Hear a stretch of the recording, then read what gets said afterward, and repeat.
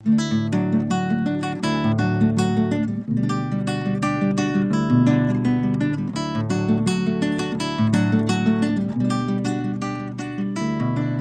semana passada eu tratei do final do capítulo 2 do Evangelho de João, os versículos 23, 24 e 25, onde João faz uma declaração bastante interessante. Ele diz que por causa dos sinais que Jesus fez em Jerusalém, muitos creram no seu nome.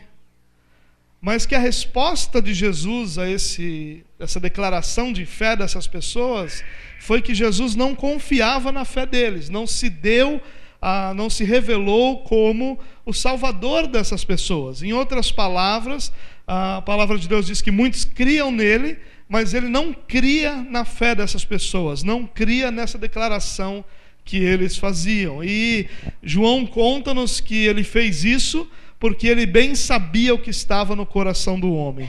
Ninguém precisava dizer a Jesus o que estava no coração do homem, ele bem sabia.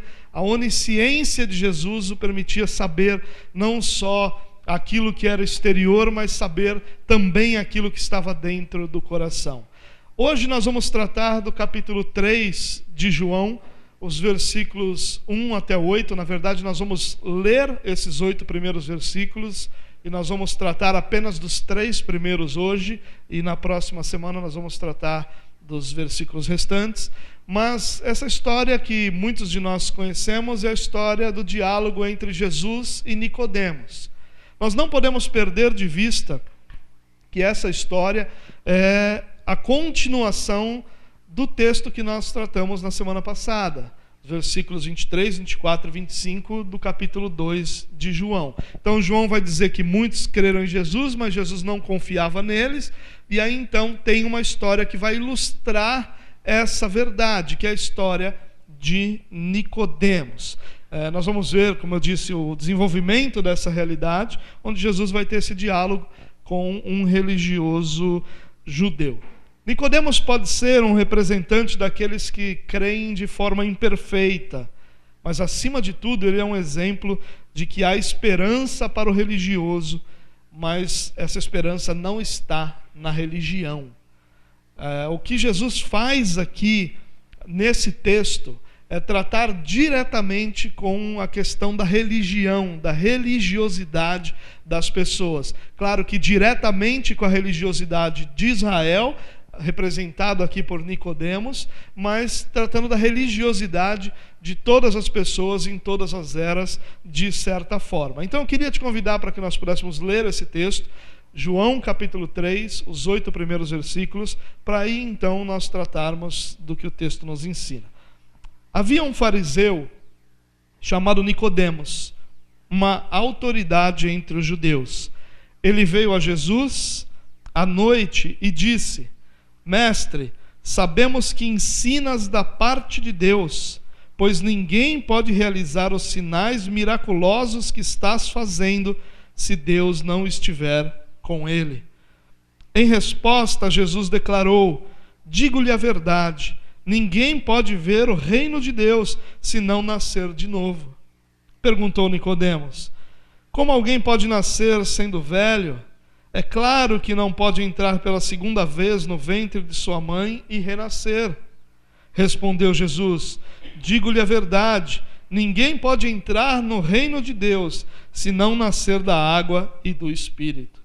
O que nasce da carne é carne, mas o que nasce do Espírito é Espírito. Não se surpreenda pelo fato de eu ter dito: é necessário que vocês nasçam de novo.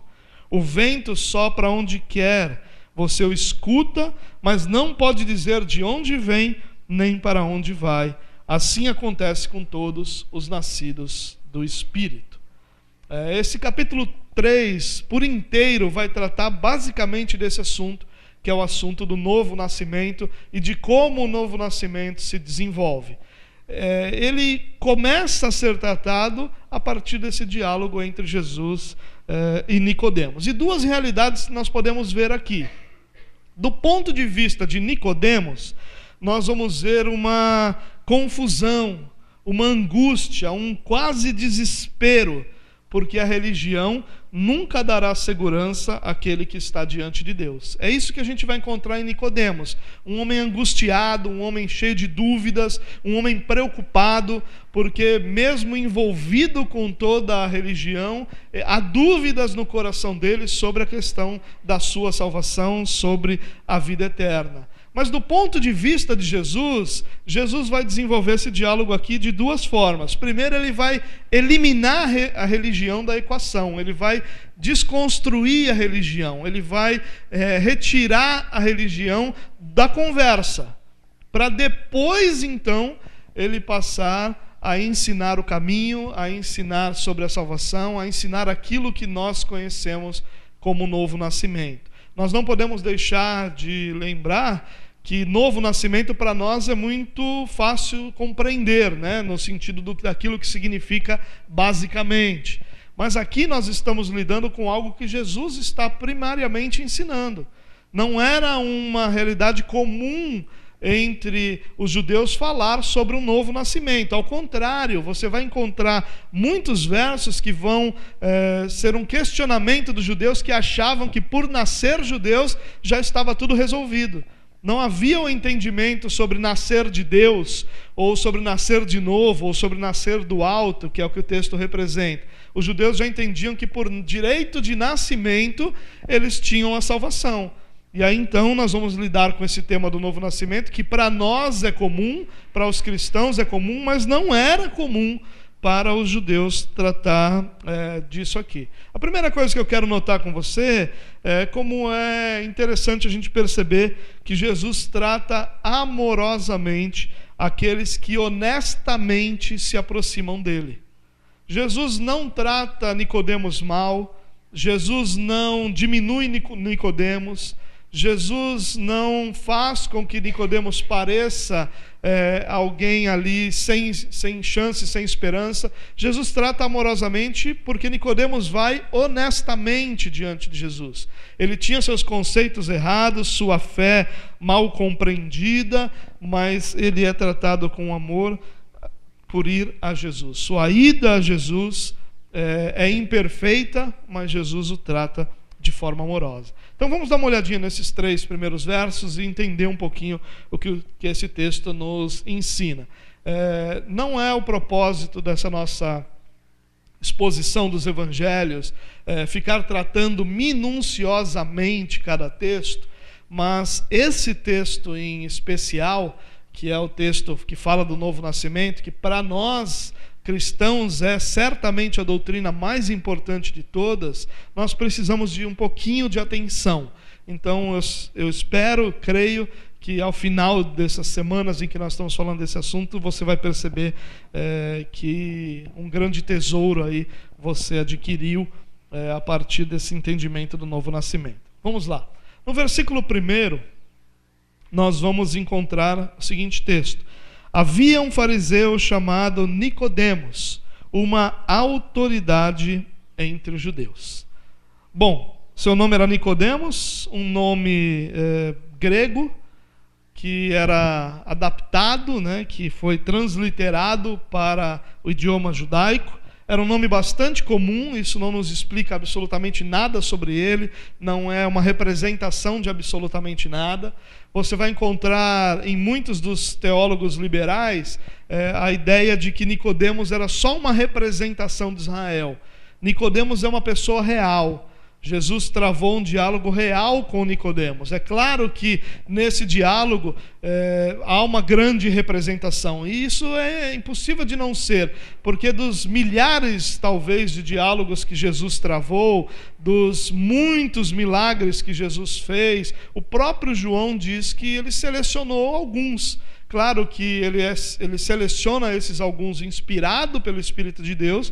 Então tudo aquilo que foi selecionado para que nós tenhamos como Bíblia tem uma representação muito maior do que o simples texto está nos mostrando ali. Então aquilo é uma situação real, é uma situação histórica, mas é óbvio que é uma verdade em cada texto das Escrituras. Mas esse texto aqui diz que ele pertencia ao grupo dos fariseus.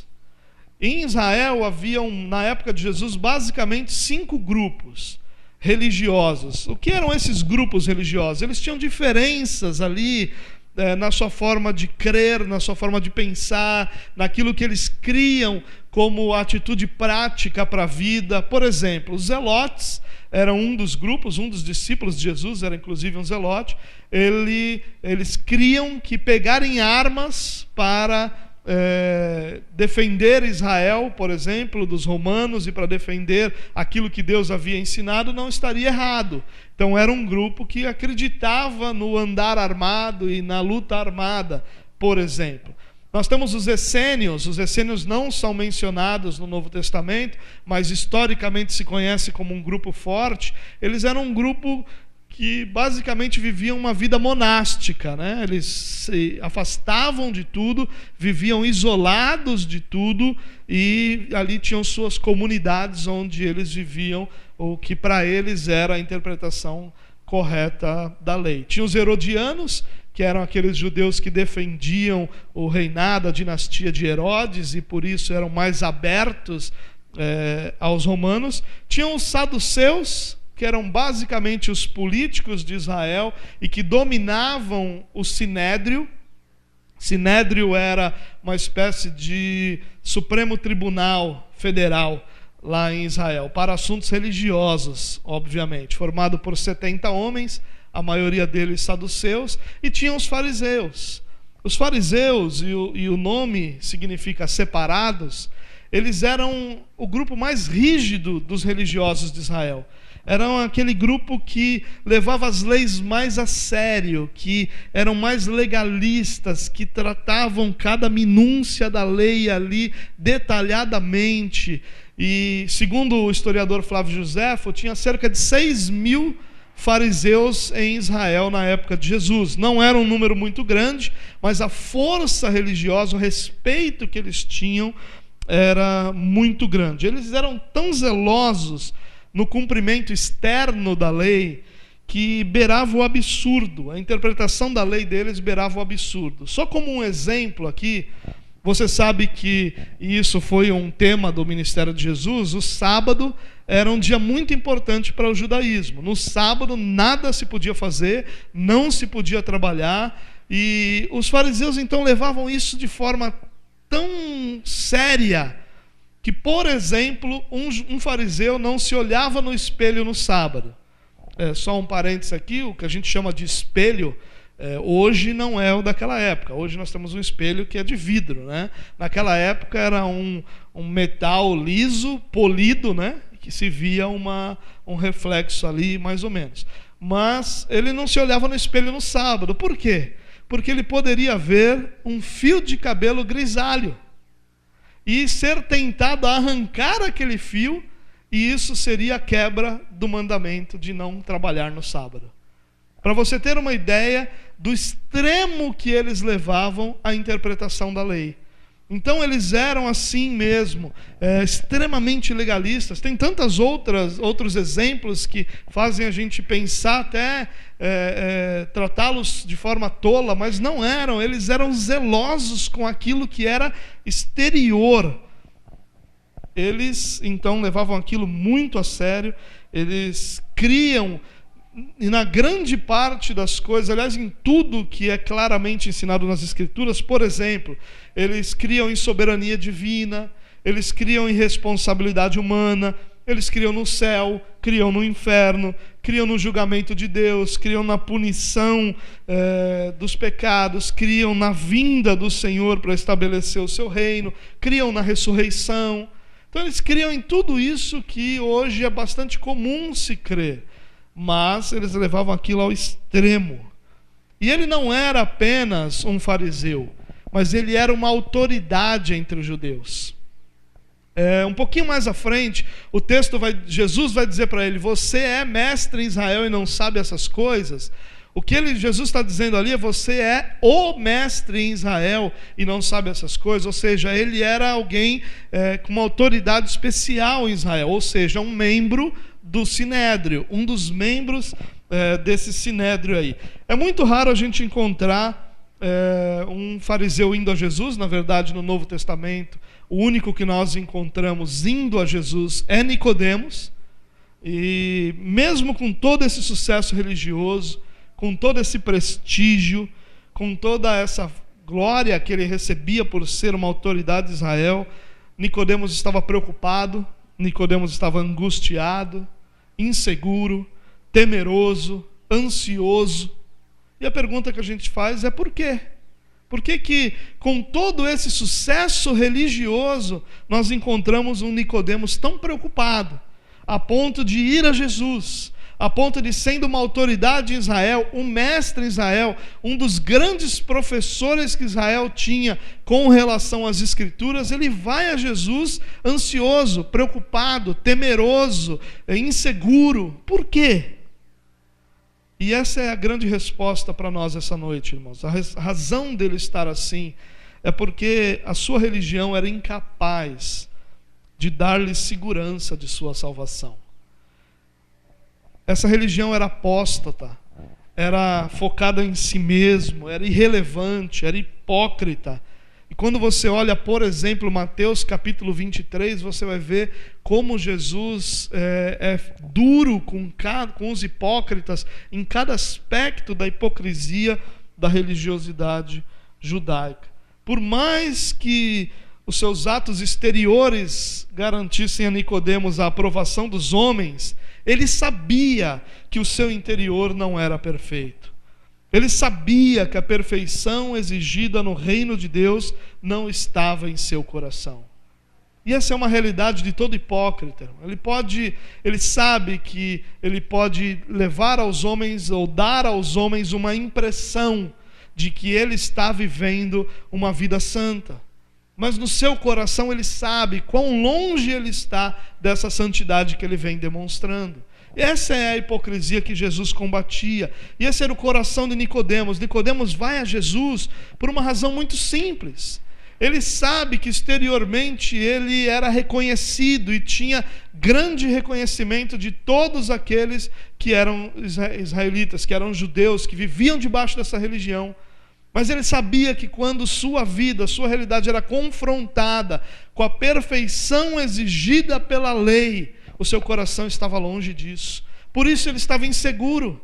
Mesmo com toda a religiosidade, mesmo com tudo que ele experimentava na religião, ele estava inseguro, incapaz de ter segurança da sua salvação, porque ele sabia que o seu coração não era perfeito. Todo religioso é um hipócrita, irmãos. Ele sabe quem é Deus, mas não se relaciona com Deus. Ele conhece os mandamentos de Deus, mas não ama a Deus. Ele cumpre as ordenanças exteriores da lei, mas ele não tem um coração transformado. O coração de um hipócrita, ele é sempre angustiado, temeroso, inseguro, porque não há nele a certeza de que Deus transformou esse coração. Esse era o homem que está agora diante de Jesus. Esse é o homem que vai procurar Jesus. E no versículo 2, nós somos apresentados à primeira parte desse diálogo.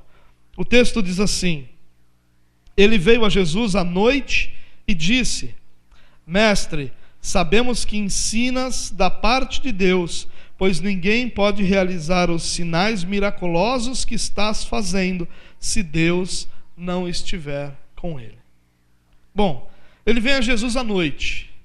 E a nossa tentação aqui, é conectar essa noite com as trevas do coração de Nicodemos, E a gente é tentado para usar essa metáfora, mas eu acho que é mais apropriado a gente compreender que o que Nicodemos queria era a privacidade. Nicodemos era um mestre em Israel, um mestre do Sinédrio, certamente tinha muitos discípulos e certamente andava o dia inteiro com muitas pessoas à sua volta. Jesus era alguém fazendo muitos sinais, que já tinha discípulos e que certamente tinha muitas pessoas andando à sua volta. Essa conversa nunca teria a qualidade, nunca teria a profundidade que Nicodemos precisava que ela tivesse para que sua angústia fosse sanada. E aí então ele vai à noite, buscando privacidade, buscando tempo, buscando espaço para se relacionar com Jesus, para conversar com Jesus, para ter esse isolamento necessário e nesse isolamento poder travar esse diálogo. E aí João nos apresenta a fala de Nicodemos. Ele diz assim: mestre, sabemos que ensinas da parte de Deus, pois ninguém pode realizar os sinais miraculosos que estás fazendo se Deus não estiver com ele. Bom, ele começa chamando Jesus de mestre. Rabi era a palavra, a gente encontra ela em muitos locais do Novo Testamento. Essa era uma palavra de respeito, de reconhecimento a um professor de Bíblia da época de Jesus, a um mestre, alguém que ensinava realmente em Israel. Nicodemos não está aqui com um simples gesto de lisonja, de educação, dizendo ali uma palavra suave. Não, ali é uma expressão de honra, de reconhecimento. Só que Nicodemos também era esse mestre. Então o que ele está fazendo é colocando Jesus no mesmo nível que ele tem, na mesma condição ali. Eu sou mestre, você é mestre. E aí ele continua: nós sabemos. Então Nicodemos aqui parece ser o representante de um grupo maior. Parece ser alguém que no mínimo conversou sobre esse assunto com alguém que chegou à conclusão de que ele só pode ser alguém vindo da parte de Deus, porque senão não faria os sinais.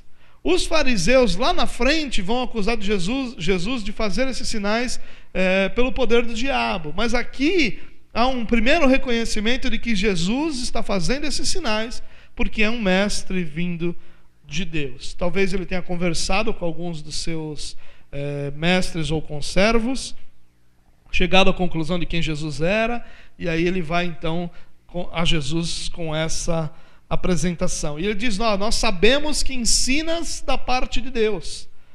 O que essa frase significa, irmãos, é o seguinte: nós sabemos que você foi enviado por Deus como mestre. Sabemos que você foi enviado por Deus como um professor. Sabemos que Deus te enviou como mestre. É esse o reconhecimento. Eles chegaram à conclusão que Jesus era alguém que Deus enviou para ensinar Israel. Ele não está aqui reconhecendo Jesus como Messias, como seu Salvador. E a razão dele reconhecer Jesus como mestre não é que a pessoa de Jesus cumpria os requisitos do Messias. O Messias não está em discussão aqui. O que está em discussão é porque ele fazia os sinais. É o que ele diz: ninguém pode realizar os sinais miraculosos que você está fazendo se Deus não estiver com ele. A razão de Nicodemos crer que ele era alguém vindo da parte de Deus eram os sinais. E essa é uma fé muito perigosa, porque pode reconhecer sinais que não são de Deus como a autenticação de que uma determinada pessoa é de Deus. É uma fé muito fraca, uma linha muito tênue aqui entre quem Jesus era e o que qualquer outro podia ser. Mas o que Nicodemos está dizendo é que para ele Jesus é alguém como Moisés, como Elias, talvez como Jeremias, alguém que tinha uma mensagem da parte de Deus para o povo, alguém que realizava alguns sinais durante a entrega dessas mensagens. A certeza que ele tinha era que Deus estava com ele. E a prova eram os sinais. E aí, certamente, muitas questões estavam na cabeça de Nicodemos. A gente pode pensar em algumas ideias. Quando Nicodemos fala isso a Jesus, o que passava pela cabeça dele? Talvez Nicodemos pensasse assim: olha, Jesus, você faz coisas que os homens não podem fazer. Eu quero entender melhor isso. Você foi enviado por Deus porque você faz coisas que os homens não podem fazer. Talvez o que Nicodemos estivesse preocupado aqui era: olha, Jesus, existe todo um sistema perfeito religioso para que a pessoa trilhe o caminho e alcance o seu status. Eu não sou o mestre em Israel, talvez Nicodemos pensando, porque eu quis ser. Eu trilhei todo um caminho de ensino, de estudo, de devoção, de dedicação, de fazer aquilo que é a instrução de Deus. Eu nem te conheço, você não passou por nenhuma escola rabínica, você não estudou em lugar nenhum e agora você é um mestre vindo de Israel. Eu não estou entendendo aqui o que está acontecendo. Talvez chegou a passar pela cabeça de Nicodemos: Jesus, será que você é o Messias? Porque os sinais dele você tem, mas nós não reconhecemos outras coisas ao redor. Talvez Nicodemos tenha visto Jesus no templo, é bem provável, purificando o templo, e talvez Nicodemos estivesse pensando: o que esse homem fez é o que eu queria fazer. E talvez tenha chegado a Jesus dizendo: Jesus, você é mestre, você está fazendo sinais que só pode fazer alguém que é enviado por Deus. Eu queria muito fazer aquilo que você fez lá no templo, e eu quero conhecê-lo mais de perto, porque eu quero isso para a minha vida. A realidade, irmãos, é que Nicodemos não está em busca de salvação. Nicodemos está em busca de informações. E informações para que ele compreenda aquilo que está acontecendo e possa encaixar aquilo dentro do seu sistema religioso. De qualquer forma, a afirmação que ele faz é incrível. Deus enviou você como mestre a Israel, e os milagres provam isso. É uma declaração incrível que Nicodemos faz. E Nicodemos, mesmo sendo membro da mais severa ordem religiosa e se destacando, seu coração estava cheio de medo, e ele estava buscando por mais informações. Versículo 3. Em resposta, Jesus declarou: digo-lhe a verdade, ninguém pode ver o reino de Deus se não nascer de novo. Todo cristão conhece essa expressão, né? Muitos de nós, no nosso tempo de cristão, em algum momento levantamos nossas mãos, fomos à frente de uma igreja, fizemos uma oração e alguém disse para a gente: olha, você nasceu de novo hoje. Hoje seu nome foi escrito no livro da vida, seus pecados foram apagados e você nasceu de novo. Essa expressão é muito comum para nós. Apesar de que tudo isso que eu acabei de falar agora não é um modelo bíblico, mas muitos de nós experimentou isso. Mas muitos de nós compreendem o que é nascer de novo. Nesse ponto aqui, irmãos, deixa eu só falar uma coisa que é importante. Às vezes nós olhamos para os diálogos na Bíblia e nós achamos que foi só aquilo ali. Mas não foi só aquilo ali. Essa conversa que nós podemos ler em 1 minuto, 2 ou 3, é uma conversa que certamente durou horas ali, que durou algum tempo significativo. E o que nós temos não é o relato completo. O que nós temos é aquilo que o Espírito dirigiu João a relatar. O que nós temos é aquilo que é o cerne, que é o importante, que é o núcleo dessa conversa e que revela as verdades que interessam para nós. Existem muitos detalhes que não interessavam. A resposta de Jesus a Nicodemos chamá-lo de mestre pode ter sido: olha, Nicodemos, fico feliz que você veio me procurar e que me reconheceu como mestre, mas isso tudo não serve para a nossa conversa, vamos direto ao ponto. Talvez Jesus não tenha falado nada disso e tenha ido direto ao ponto. A questão aqui é que nós somos muito tentados a imaginar um Jesus que dá uma patada em Nicodemos. A gente gosta desse tipo de coisa, na verdade, patadas em religiosos, né? E a gente não deve direcionar o texto para isso, porque o que nós temos desse texto é parte desse diálogo, é só o essencial, inspirado por Deus para que nós tenhamos. Mas vamos lá. Em resposta, Jesus declarou. Em resposta não quer dizer que teve uma pergunta. Em resposta ao que Nicodemos disse, Jesus então declara. E ele diz: digo-lhe a verdade. Em algumas traduções diz: em verdade te digo. Mas é comum nós lembrarmos dessa expressão. É uma expressão amém, amém. É uma expressão que Jesus usa quando ele está tentando corrigir um pensamento corrente, algo que as pessoas pensavam e ele: olha, isso está errado, eu vou corrigir isso. E aí então ele usa essa expressão: em verdade, ou no caso da versão NVI aqui, digo-lhe a verdade. Jesus está chamando a atenção para a situação de que ele está corrigindo algo que é um pensamento comum e que ele está chamando a atenção para algo importante, profundo e verdadeiro que ele vai falar a partir dali. João usa essa expressão 25 vezes no seu evangelho, sempre mostrando Jesus corrigindo o pensamento corrente. Mas vamos lá. Jesus vai direto aqui no coração de Nicodemos. Jesus não está preocupado com o que Nicodemos pensa sobre ele.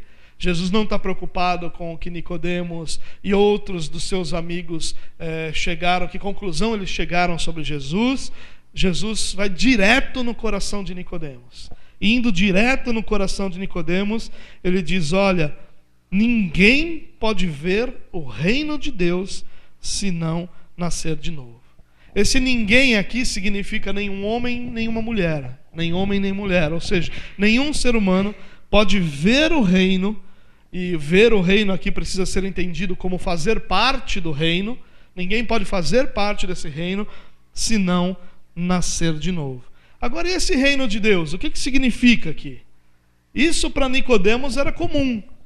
A Bíblia, o Antigo Testamento em especial, fala muito sobre esse reino como um tempo futuro onde Deus vai governar sobre toda a humanidade, vai restaurar o reino de Davi a Israel. A esperança de Israel era a restauração desse reino, o governo de Deus sobre o povo.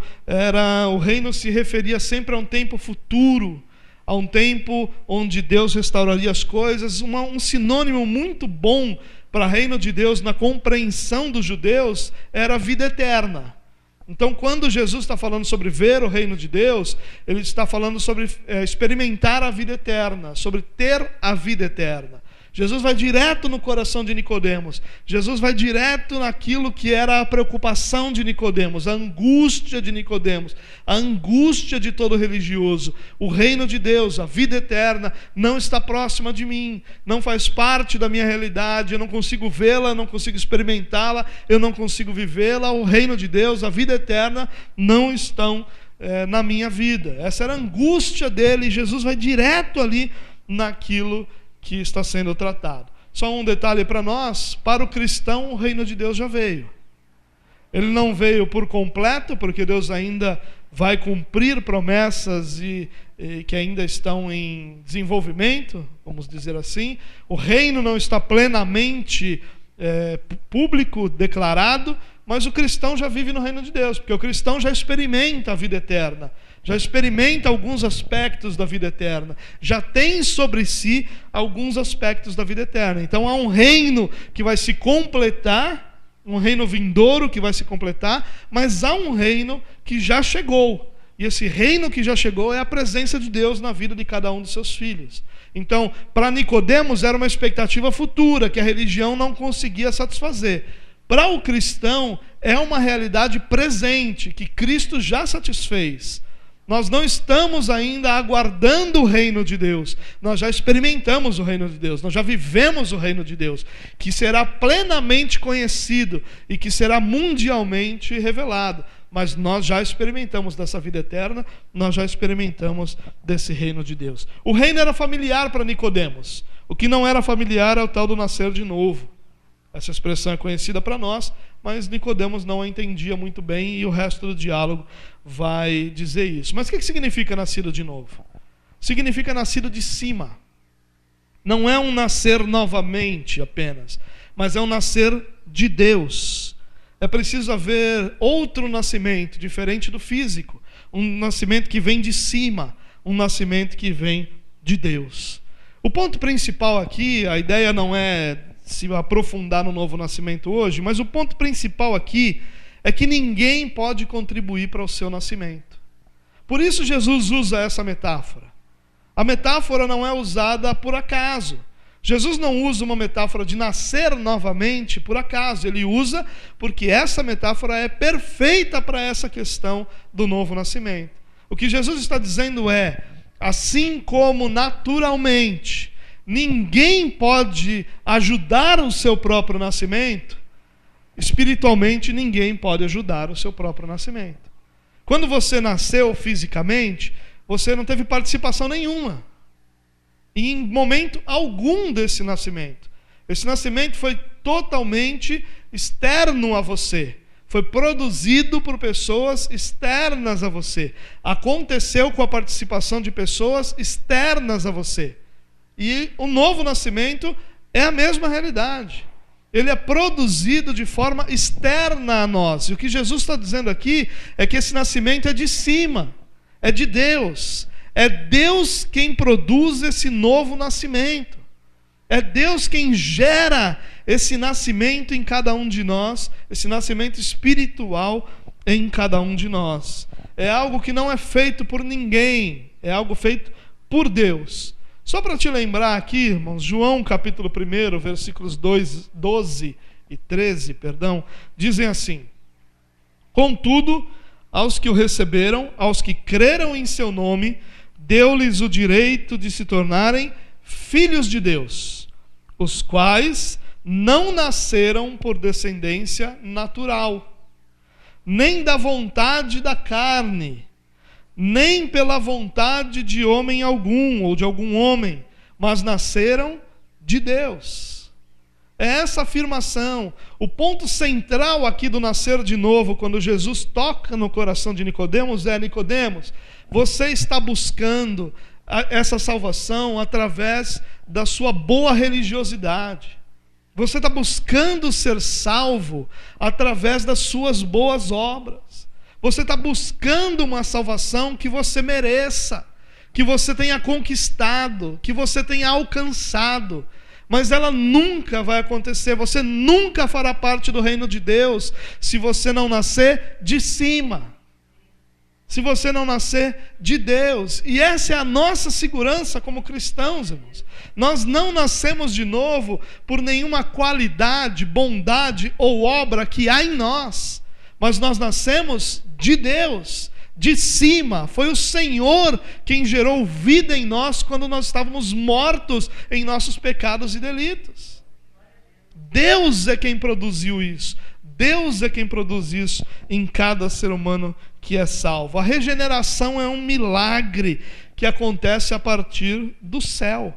Vem de Deus exclusivamente. É isso que ele está dizendo para Nicodemos. E é claro que Nicodemos não vai compreender aqui. Ele está falando de algo que para Nicodemos é extremamente chocante, porque até agora Nicodemos aprendeu que pela obediência à lei ele alcançaria essa salvação.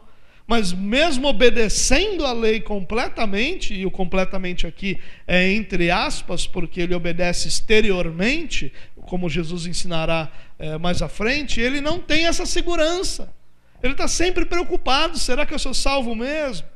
A cada pecado que ele comete, ele está duvidando: será que eu sou salvo? Será que alguém que crê em Deus faria isso que eu acabei de fazer? Diria isso que eu acabei de dizer? Teria essa postura que eu acabei de ter? Essa era a angústia que Nicodemos tinha. Por isso ele vai a Jesus.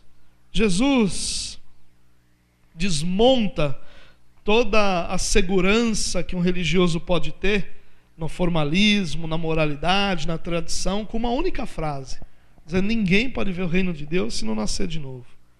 O refúgio do religioso desmorona. A vida ímpia, o coração ímpio do religioso fica exposto diante de todos agora. Sabe, Jesus demonstra grande respeito pela lei. Ele mesmo cumpre a lei plenamente. Na verdade, ele escreveu a lei. A gente não pode esquecer isso. Parece que a lei é algo à parte de Deus. O próprio Cristo é quem produziu essa lei. E ele a cumpre plenamente. Mas aqui o que ele está fazendo é demonstrar que a lei não pode salvar, que a obediência à lei não pode salvar. Nicodemos precisava daquilo que todo ser humano precisa: nascer de novo. E só Deus pode fazer isso.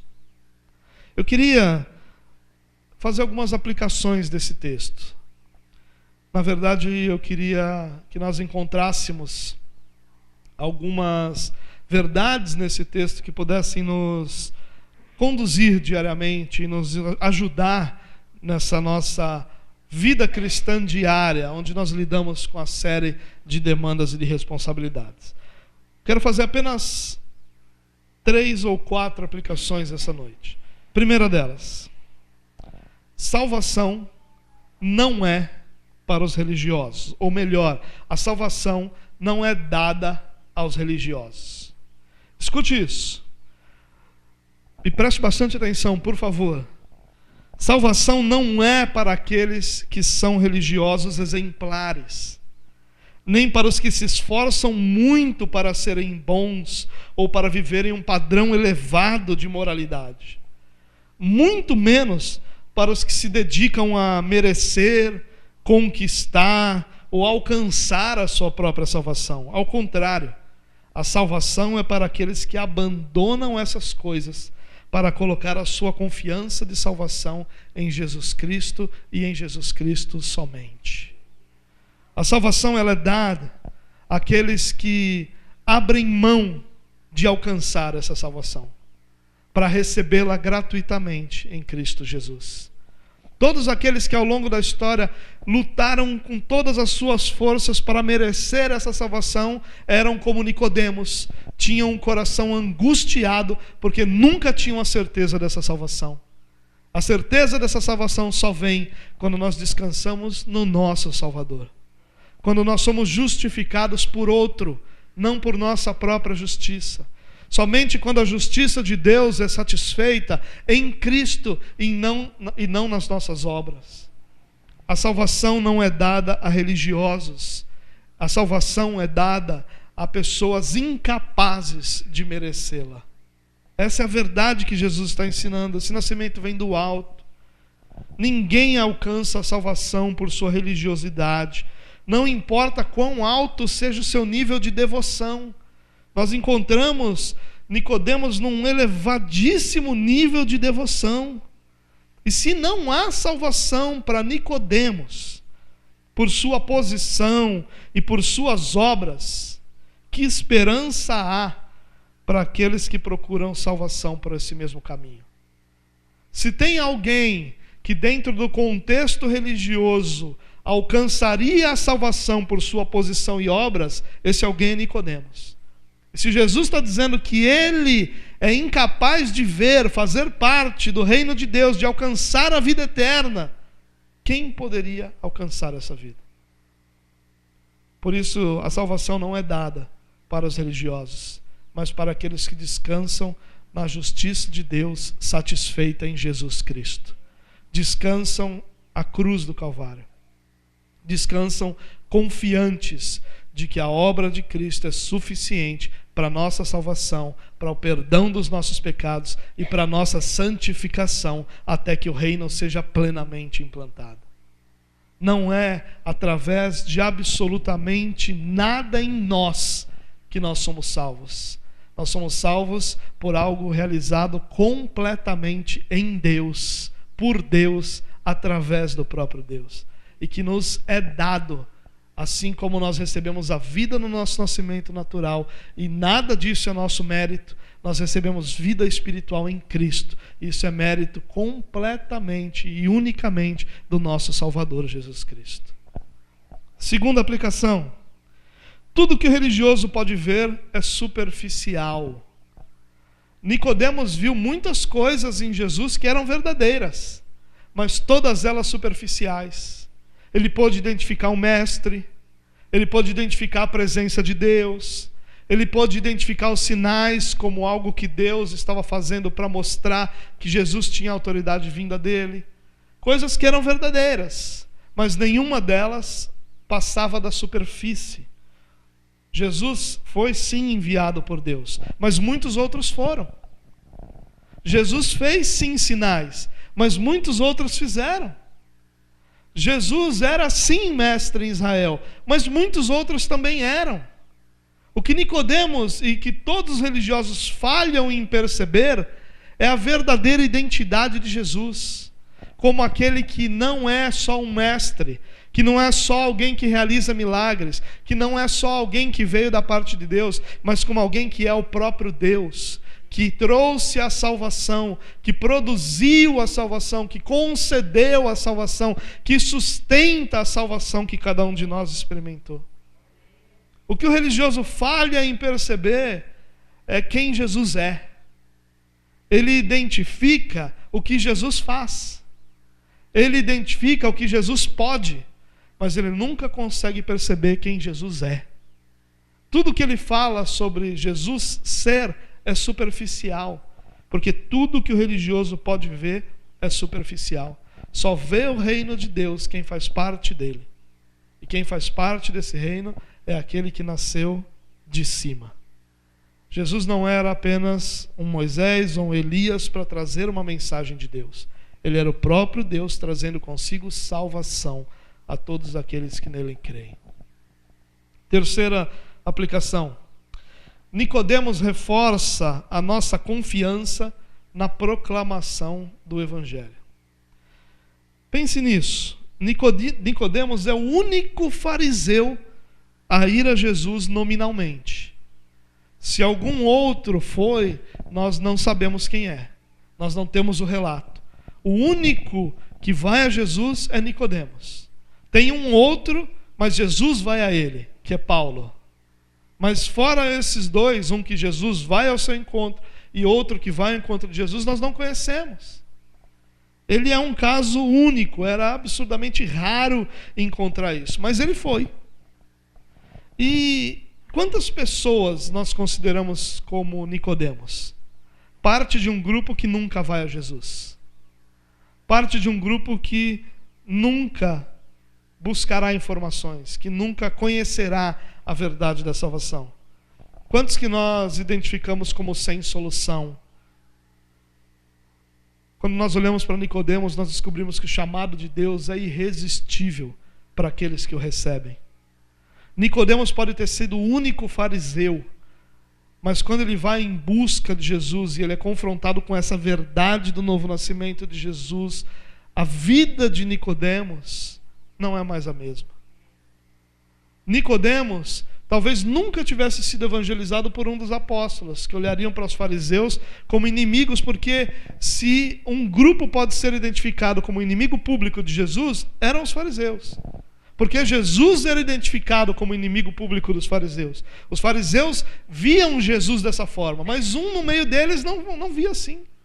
Foi em busca de informações. E é essa a nossa esperança, irmãos. É que no meio do grupo de pessoas incrédulas, haja ali alguém que Jesus vai chamar.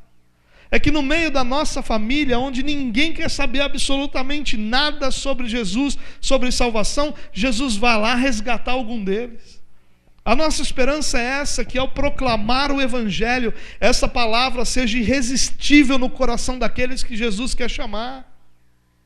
Nós encontramos Nicodemos outras 2 vezes aqui.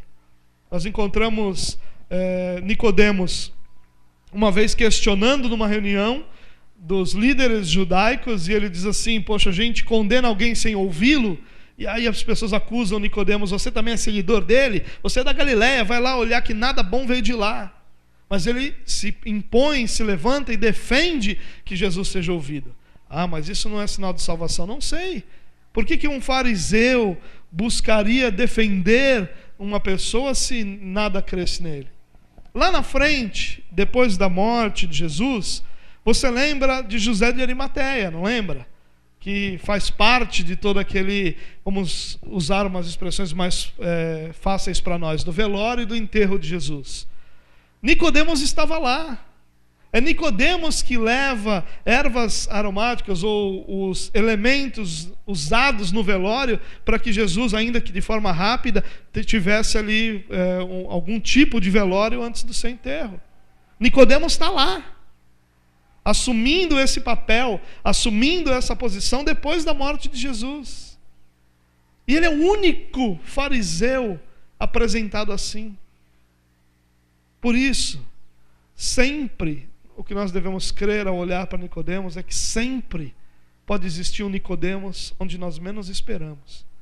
Talvez dentro da nossa casa, lá naquelas reuniões onde, quando você vai, tudo que você vê é contrário à verdade de Deus. Talvez de lá Deus tire o Nicodemos.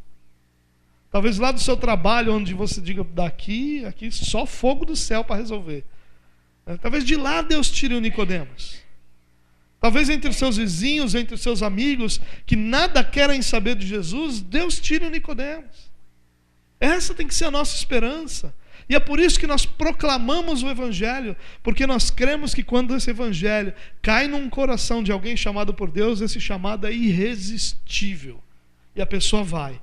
Ela vai sem entender nada, como era o caso de Nicodemos, vai com uma fé completamente diferente daquela realidade que nós entenderíamos como fé, vai com uma fé completamente imprópria para alguém diante de Jesus, vai à noite por razões que podem ter sido ruins ou não, mas ele vai. E é isso que nós devemos lembrar sempre, irmãos. Aqueles que Jesus chama vão a ele. Por isso nós podemos proclamar o Evangelho com muito mais segurança do que aqueles que continuam crendo que nós proclamamos um Evangelho para que pessoas decidam aceitá-lo ou não.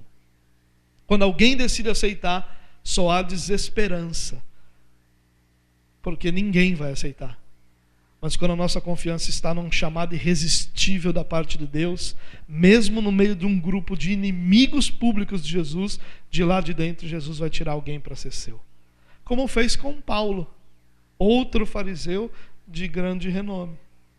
Creia, irmão, proclame o evangelho, não importa quão duro seja o coração. Não importa quão duro esse coração seja, não importa que esse coração seja uma pedra. Lembre-se que a palavra de Deus é o martelo que esmiuça a pedra. Ela é capaz de quebrar qualquer dureza e transformar qualquer fariseu em filho de Deus. Em último lugar, a necessidade de Nicodemos é a necessidade de todo homem. Eu encerrei a mensagem dizendo a você que Nicodemos precisava daquilo que todo ser humano precisa: nascer de novo. E eu quero encerrar esse nosso tempo juntos fazendo um convite a você. Um convite para que você entenda que toda a religiosidade, todas as fórmulas, todas as listas que contêm o que fazer e o que não fazer, todos os rituais, nada podem gerar no coração de alguém senão angústia pela ausência de certeza da sua salvação.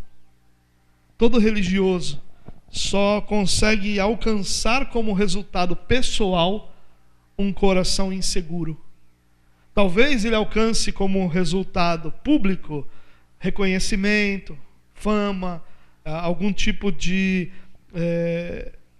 identidade como santo, mas internamente, pessoalmente, tudo o que ele vai conseguir alcançar é insegurança. O que Nicodemos precisava não eram de mais preces, velas ou qualquer outro ritual que podia ser ordenado a ele. O que Nicodemos precisava era nascer de novo, nascer de cima.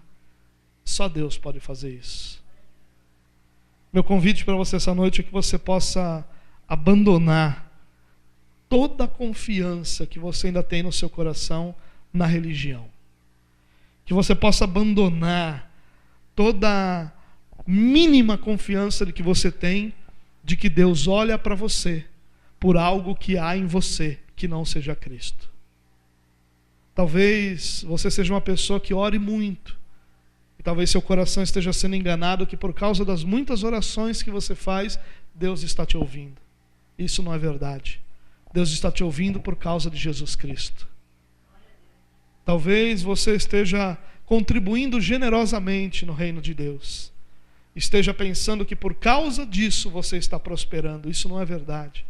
Você está prosperando por causa de Jesus Cristo.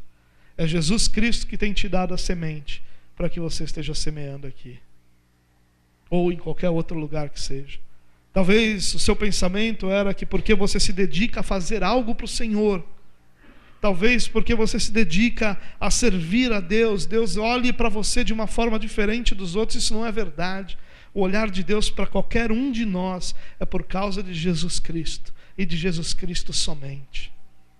Por isso o meu convite para você essa noite é que você possa abandonar qualquer resquício de religiosidade que exista em você e possa depositar sua confiança apenas em Jesus Cristo. É a obra dele que cumpre a justiça de Deus. É o seu sacrifício, o sacrifício de Jesus, que é o pagamento por todos os nossos pecados. A morte dele é a única esperança que nós temos para que nós possamos ter a certeza de que nascemos de cima. Nós nascemos de cima porque ele morreu em nosso lugar. E quando Deus nos chamou, em Cristo Jesus que nós fomos regenerados.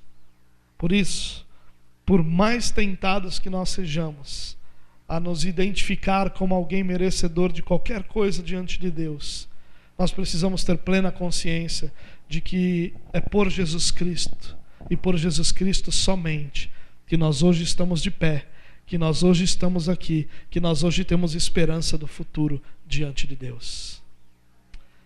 Meu convite para você é que você possa, na sua oração, clamar ao Senhor para que Ele te ajude a abandonar qualquer resquício de religiosidade e que você possa abraçar a graça de Deus como a única verdade para a nossa vida, a única necessidade para a nossa vida e a única realidade verdadeiramente poderosa com relação à nossa salvação.